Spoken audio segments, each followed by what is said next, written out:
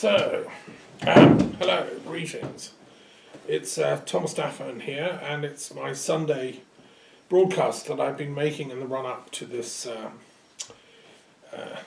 catastrophe over Brexit, and I'm giving a series of weekly broadcasts. Sunday I'm fasting each week, so it allows me to think very, deeply and go into all the details about Brexit.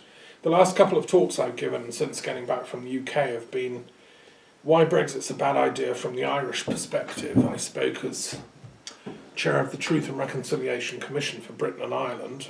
I've had a long-standing interest in that, resolving the conflict, and the Good Friday Agreement under Tony Blair in '98. I thought we were home and dry, and Brexit is threatening all that. So that's like why I'm 100% against Brexit. If nothing else, that's enough. And I cannot understand why any clear-thinking, right-thinking, intelligent person throughout the entire UK could possibly think Brexit is a good idea, given that it's threatening that incredibly important peace agreement. And some of the Tory, people in charge of the negotiations haven't even read that. I've got a copy of it here, which I was sent, in '98. The agreement reached in the multi-party negotiations. And if anyone wants a copy of it, just contact me.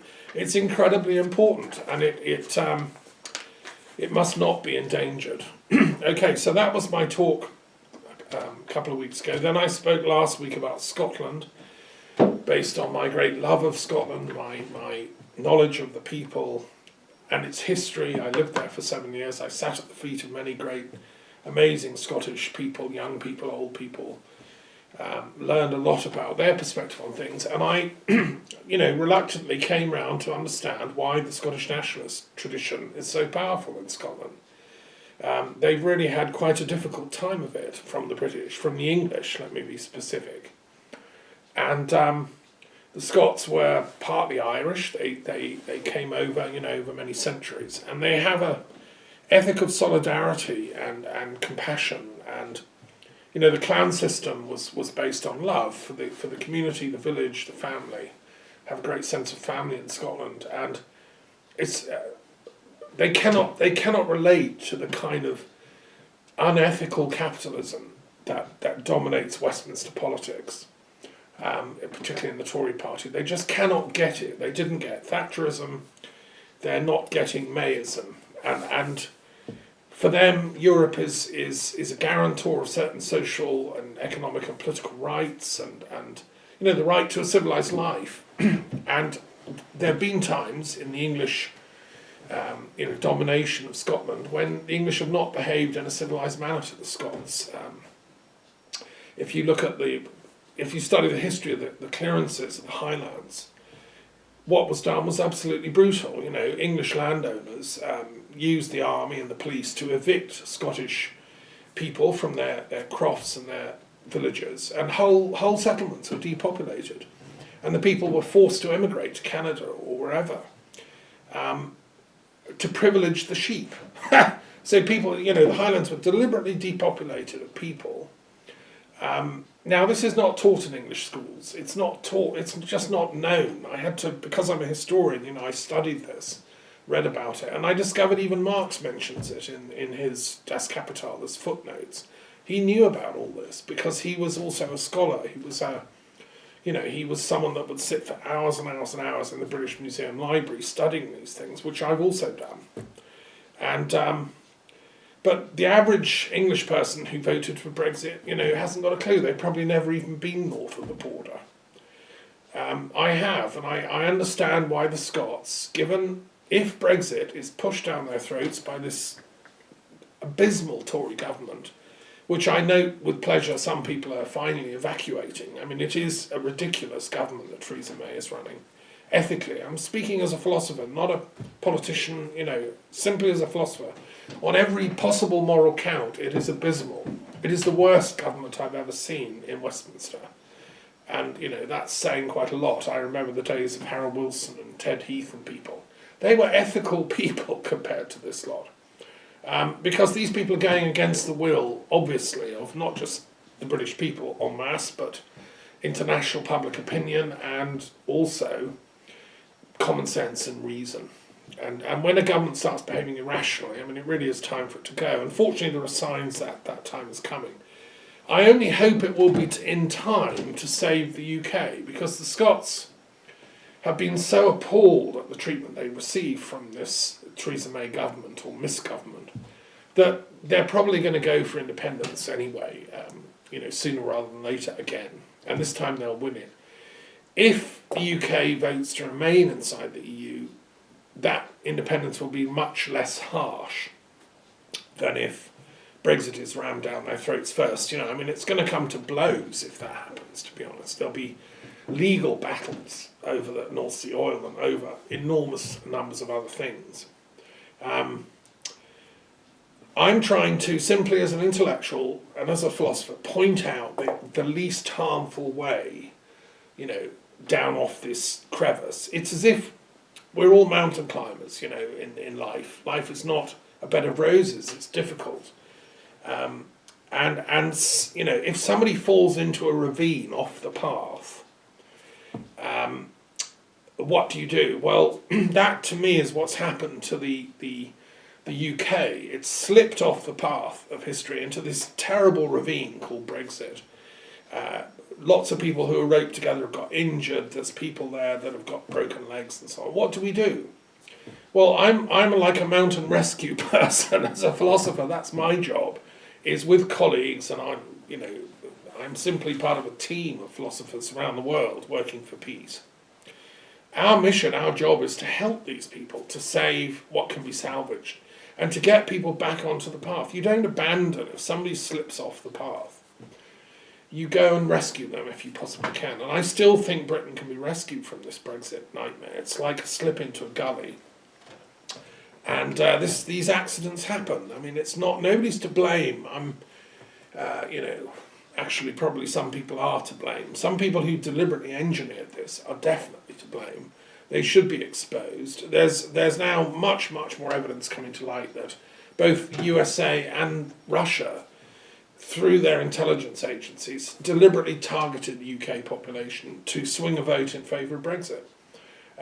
I find it utterly scandalous, and there should be an inquiry. I don't think it was just Russia, I think it was also the US. And we know that people actively involved in US right-wing politics were gunning for Brexit and pulling strings and levers and throwing money at it.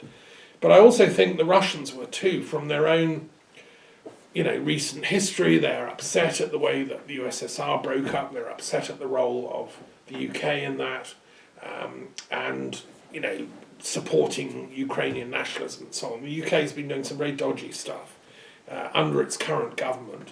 Also in Syria, supporting right-wing militant Islamic groups, Al-Qaeda types, who were supposed to be against and yet were secretly funding them. No wonder Russia was kind of annoyed.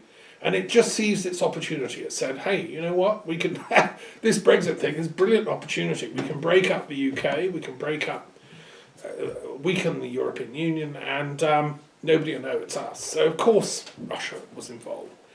And I say that reluctantly because I have many friends both in Russia and America who would be appalled at this misuse of intelligence. And I've addressed this matter previously in these talks. One of the big things we need is a kind of cyber peace treaty whereby intelligence agencies around the world don't engage in destabilization tactics against other countries. That should be part of any peace treaty. My country X will not damage, harm, subvert your country Y. And so I've proposed that. I've even written a bill proposing that. But this is what happens if you don't have those kind of guarantors. We know. I mean, if you just surf the internet and look at the newspapers and so on, the information is now coming out that yes, Russian and American intelligence actually went for the UK's destabilization without really realizing the consequences. I think in the case of America, particularly the USA, it's a catastrophe, their involvement. I don't think that initially it was probably at the level of official government support for this, because Obama was president at the time, if you recall, and I don't think he was actually coming out in favour of Remain. Now, I think there were dark forces within the deep state of the US, as it's called, who were pulling the strings, and I think, you know, those similar dark forces then organised for Trump's victory, and his lack of moral statesmanship and vision has then enabled the whole Brexit, you know, team issue to slip into the chasm of the ravine of history. So I spoke then about the Scottish dimension and the Irish dimension. Today I want to address the global perspective. I'm an intellectual from a global perspective. I've travelled and taught in over 30 countries around the world. My closest allegiance, I suppose, is to the UK, which is why this Brexit issue upsets me so much. And also Canada, which I deeply love. I was born there, and, you know, I would happily retire to Canada. In fact, when I came back to Britain in the 80s, I took a vow that one day I would go home to Canada. So, but not until world peace had been secured. Naively, you know, I launched a group called Philosophers and Historians for Peace in London in '84 with my colleague John Francis Phipps, and, you know, we thought it would be simple: end the Cold War, world peace, great, everyone can go home. I'd love to go back to Canada and just teach pure philosophy and study. My retirement program was to study Aristotle's 10 categories in detail and compare and contrast them with the Sephirot of the Kabbalah and the Sufi ideas of the 99 names of God, and, you know, to work out the categories of ultimate reality. That's pure metaphysics, absolutely fine. But instead, you know, world peace hasn't yet come, so I'm still here in Europe. But I do have that global outlook, and I've travelled and taught in India many times. India, I suppose, is my third closest country to home. I feel I probably spent lifetimes in India. I always feel like I'm going home when I get there. And of course, Europe as a whole I regard as just one country. UK, Europe, France. To me, it's just one country. I'm here in the Celtic heartlands of France. It feels like I'm in Scotland.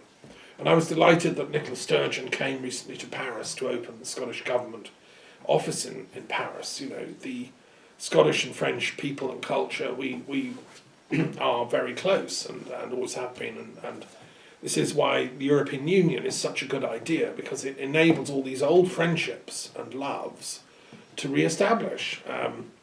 We don't want a Europe based on hatred and fear and national paranoia and so on. No, thank you. We want an international Europe that is based on love. So that's, I'm going to be addressing this global issue and the question of love, really. Last time I was in India, last of many trips, in December 2017, I was there at the launch of the World Intellectual Forum, and this is a very exciting project I'm involved with thinkers all over the planet, in America, Russia, Israel, you know, Britain, Europe, etc., and India, to bring thinking to bear on the problems affecting the planet. We have this vast, you know, 6-7 billion people, many of whom live in poverty and distress. We have an environment that's at crisis point. We have and the world is spending trillions on armaments and weapons of new developments. I mean, even now Microsoft have been in the news because it turns out their technology is being used for a whole new range of weapons that are going to, like, create sort of virtual battlefields, soldiers equipped with plug-in computers. And you know, I mean, technology is all very well, but it's how it's applied and what moral leverage it is given.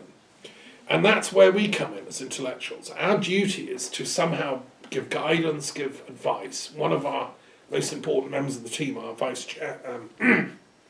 co-chairman, is a Hindu Swami, Swami Chaturvedi, who's a brilliant intellectual and a realised Swami in the traditions of Ramanuja. And so how can we as global thinkers, global intellectuals, contribute to the advancement of world peace and security and the solution of all these economic, environmental, political and social problems? because it's obvious the world statesmen don't really have a clue, bless them. They Donald Trump, I mean, the most he can think of to solve any cultural, economic problems between USA and Mexico is build a huge wall costing billions, which he lied over who's going to fund it. I mean, it's unbelievable. It's like putting, one of the Marx brothers in charge of the British nuclear industry or something. You don't do that. The guy's a showman. Sorry, I mean, and he's also what I would call an anti-intellectual. He's a new breed of populist politician, of which there are others, who are proud in being anti-intellectual. And I would say that the Theresa May government is full of them. These people are, they shout you down if you try and actually have a rational argument with them. And it's a very worrying trend. Obviously, as an intellectual, as a philosopher, I've trained for years to understand reality and existence and how it operates and what all the different branches of knowledge, the social sciences, can do to ameliorate the human condition. I mean, one of my criticisms of Marx, although I think he was a genius, was he focused too narrowly on economics. I mean, he wrote Das Kapital, a huge cost to himself, labour time, and unbelievable detail in that book. And yet, he didn't see the bigger picture. He lost sight of philosophical thought. He lost sight of ethics. He became, too bitter in his soul against capital, instead of realising that, well, hey, actually, capital is part of the human condition. We've invented this stuff called money. We collectively have to somehow work out how to use it for the benefit of everybody, not just the capitalists. He didn't see that. He was stuck in the trench of his own spade work, and he discovered so many horrors that capital was doing in the 19th century that he quite rightly had a revulsion against capitalism. But that's the trouble with intellectuals who become monofocused. They see things through the lens of their own specialism, and we have a whole swathes of them. What we have today as academics and scientists, we have like monofocused thinkers who can only see their own particular specialism or their own field. Even among historians, of which I suppose I count myself as one of the variety, you end up specialising in a particular field of history, medieval history, ancient history. People write a thesis on 10 years of Japanese diplomacy, and that's kind of all they know. They teach courses on that, and that's it. And of course, the trouble with history is even 10 years of Japanese history is vast. I mean, nobody can master that. So you end up, I understand the humility that comes with this limiting of one's horizons and saying, no, I'm an intellectual, but I only know this thing. Fine, I'm not saying that degree of specialisation is unwelcome. It is important. But I do think that all intellectuals, all academics also have a duty to situate their own specialised knowledge into the wider context of world history and world philosophy and world affairs. We can't sit in our specialised knowledge boxes whilst Rome burns, whilst the world burns. And that's why people have to speak out. Unfortunately, there are great thinkers. There's Chomsky and there's many others who are speaking out in all continents. And what we're trying to do in the World Intellectual Forum is network, bring them together. I've recently set up a Facebook group for this.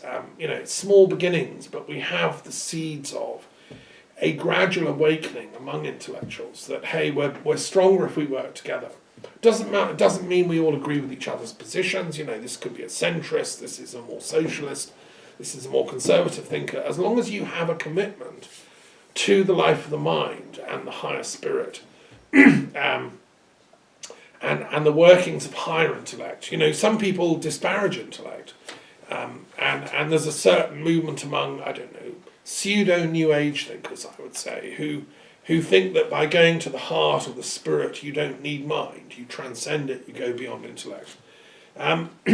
This is sometimes, I think, a dangerous and facile move, because I believe that with Abelard and the academic tradition of European philosophy, that we need to be rational in our emotional and even our spiritual choices. I don't think God, the creator, Elohim, whatever you want to call the absolute, has given us a mind and an intellect in order to just disparage it and mock it. And I think that's part of this anti-intellectual trend that we see in society. Ken Wilber's written elegantly about this. I agree with Ken Wilber in his defence of the role of intellectuals. Well, he would, because he is an intellectual himself. So he's trying to defend the role of Vijnana, the higher mind, that is necessary for true buddhi to develop. Buddhi is the highest intellect, the Buddha nature. Yes, of course, that's the goal, but you don't just sort of get there by doing a weekend workshop in a New Age commune or taking a few drugs or something. You might get a glimpse of it, but the actual hard work, the getting there, has to be done by, well, years of rigorous scholarship, rigorous thought. Abelard, bless him, when I was in the Vatican Library, I saw a book on the shelf there I'd never heard of before in Latin, in which the word intellect was used as a verb, intellecting. To intellect is a verb for Abelard. It means to think deeply. So we all need to intellect more. And I think if we did, a lot of our global problems would be resolved. We'd see that building the wall makes no sense, the Texas thing. It's an insult to the people of Latin America. It's ultimately an insult to the people of the USA. Civilized, mature beings can work out the question of population movements and all that stuff without building a wall.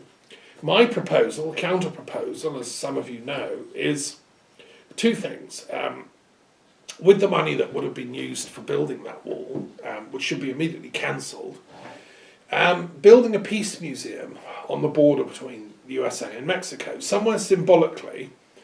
You have half of it in Mexico, half of it in the USA, and this peace museum, which would be quite large, like Memorial in Caen in France, which is a wonderful new state-of-the-art museum celebrating the tragedy of the D-Day, which was a horrific battle when the Allies had to land in northern France, and I nursed people in the Canadian Army who'd fought in that battle. And Saving Private Ryan describes, what it was actually like to be under fire that intensely on the beaches. These are scenes that should never have to happen. So we need to put war in the museums and then talk about the history of peace. At the Memorial Museum in Caen, there's a wonderful gallery devoted to the Nobel Peace Prize winners of history. They're all represented with their huge photographs blown up. And it's in the bunker where the German military high command tried to force back the Allies off the beach. And symbolically, it's now a peace gallery. This is what we need to do, take these bunkers and turn them into peace things.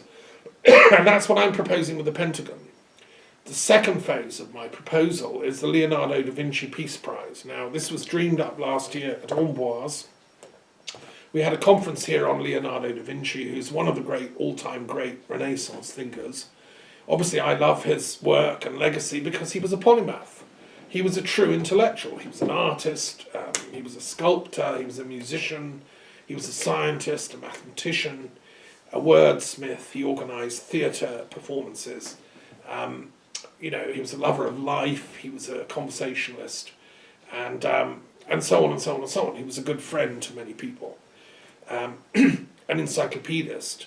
So that to me is an authentic intellectual. Now Leonardo at Amboise died not far from here. So I got the idea with colleagues talking about it that we would have a Leonardo da Vinci Peace Prize. There's never been such a thing. And the winner will be the person that designs a top floor on the Pentagon. The Pentagon is a long, flat, five-sided building which is pumping out spending on militarism around the world. It's the biggest single expenditure source on the planet. All that money's sucked in taxes and so on. And what does it go to? It just goes to making instruments of death and new gizmos for the military-industrial elites of the planet to be paid vast amounts of money to kind of ultimately to threaten to kill each other. It's a stupid game. When I was a kid, and you watch playground politics and you'd see the gangs fighting and all that, I'd always usually be the mediator. I'd be the one that would stay slightly aloof trying to stop the fighting when it got out of hand. I'm still playing the same role, because to me these are just gangs of kids running amok. The trouble is they've stolen the keys to the headmaster's office, and they've stolen all the loot from the safe, and they're now bringing actual, handguns and rifles into the playground. Not acceptable. Sorry, me and Leonardo are saying enough is enough. We want a top floor of the Pentagon, which will be a 9-sided figure, a nonagon, and will house the US Department of Peace. This is my gift to the US people. Me and Leonardo think that the US people are amazing. We love you. America is named after an Italian from Florence, Amerigo de Vespucci, who was a friend of Leonardo. America is supposed to be a Renaissance country which has given its genius to the world. And the greatest gift the USA can give now is peace. You need that nonagon to cement the contract, really, of the USA before God, which I'd like to proclaim that the USA is a special nation. Well, prove it by becoming a nation that gives peace to the world through a nonagon dedicated to the pursuit of peace. And the budget of the nonagon would be half of the Pentagon budget. So there'd be like two rival institutions: the Pentagon for tanks, bombs and planes and all that, and the nonagon for putting these guys out of business, so they don't need to spend so much money on the weapons of the US, because they're doing it by diplomacy. When I was working in London some years ago, I met an admiral who had been a friend of President Kennedy, who I believe would have 100% supported the nonagon idea if he'd have been alive. He'd be signing it into law tomorrow if he was president. And this admiral told how Kennedy had a vision for the American military, that it would become a peace force, and he wanted his top admirals, generals, to train in another language and go and spend a year or two abroad.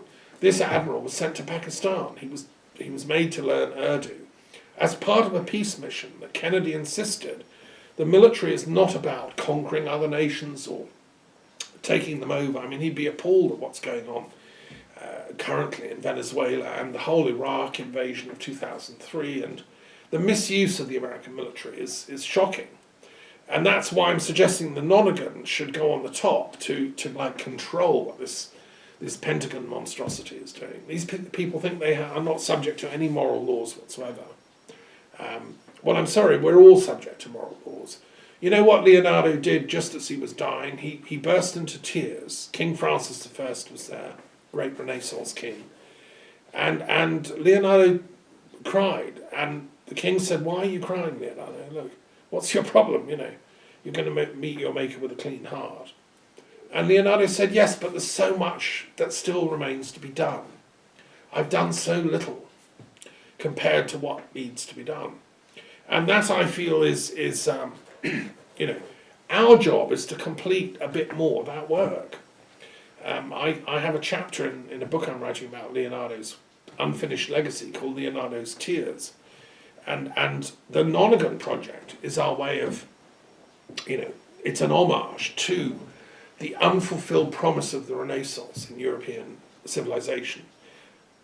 We don't want to give war and militarism to the world. I mean, America, the USA, is an embarrassment to Europe because you're the offspring of European culture and civilization in so many ways, and yet you're misusing the powers and wisdom that you've obtained from that source. So anyway, that's the Leonardo Project, and again, it's a global response to the problem of how we can rein in the military spending of the planet, how we can transform the thinking of our military and political elites to think that, no, there are diplomatic solutions to the problems of the planet. And this is the role, my role as an intellectual, and I'm always delighted to work and collaborate with other thinkers who realise that the power of the intellect is transformative. I mean, in Buddhist terms, it's the prajna, is the intellectual sword of wisdom that cuts through ignorance. It's the sword of gnosis. And that's what we all need to develop. I'm a great believer in education, as you know. That's why I bother with these talks, because I believe that education can cut through the befuddlements and ignorances that accumulate, partly through karma, through the media, through misdirection and so on. There's a sort of karmic befuddlement. So now I want to move on. This is an interesting thing I'm about to share, and I haven't shared this before in public, and you're fortunate to hear this, I hope, for the first time. So I've spent years, 30, 40 years, studying comparative religions, philosophy, spirituality. I've published the periodic table of the world's religious and philosophical traditions. I've taught academically at the university in Oxford and London, a very, very advanced religious studies comparatively, and also at school level with kids of all abilities and ages, and boys and girls of great, range. And I've been asked some incredibly interesting questions by all my students and pupils, and that shaped my thinking. Okay, so I believe as an educator I have a duty to tell the truth, to find the truth first before I can tell it, and so my life is partly kind of ongoing research and partly ongoing teaching, and they support each other, and then partly ongoing service to the community, really.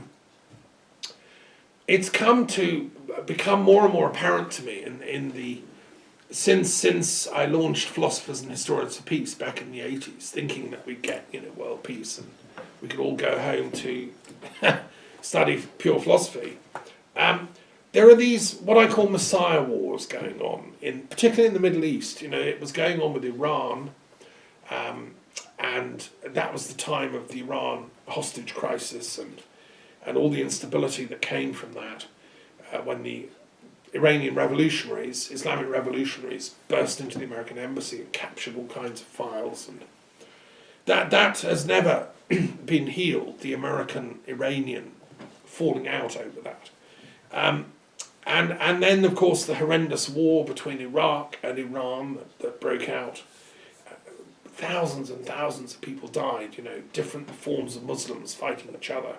And ever since then, there's always been some kind of war somewhere in the Middle East. We've had several wars involving Israel against Lebanon, and an ongoing continual war with Palestinian terrorists trying, up until the Oslo Peace Accords, constantly trying to use bombing and terror to try and establish, I suppose they thought they'd get their Palestinian state if they just used violence. Eventually the Palestinians realised, no, violence isn't going to do it. Mubarak Awad, a great non-violence Palestinian figure, said, no, folks, we should use non-violence. And my colleague and an esteemed philosopher, Sari Musabi, who was rector of the University of Al-Quds University in Jerusalem, the Arabic university, he's professor of philosophy there, who's one of the Islamic world's experts on the Aristotelian tradition in Islam, which is something very dear to my heart. The Muslim thinkers realised Aristotle was kind of like a Muslim before the word was invented. He was surrendered to the search for truth. And although he got some things wrong, he didn't understand, of course, the whole details of anatomy and things, he was pushing the boundaries of how we can find out stuff. What is the path of knowledge? So if you go back to that metaphor of the mountain climbers, he was someone that pioneered many of those primary routes up to the base camps, which make it possible for others to get further on up to the summit. So Aristotle was greatly loved in true Islamic intellectual circles, like in Cordoba with Ibn Rushd. And this man, Sari Musabi, in Palestine, is one of the Palestinian intellectuals who is most, aware of intellecting, shall we say. And so these people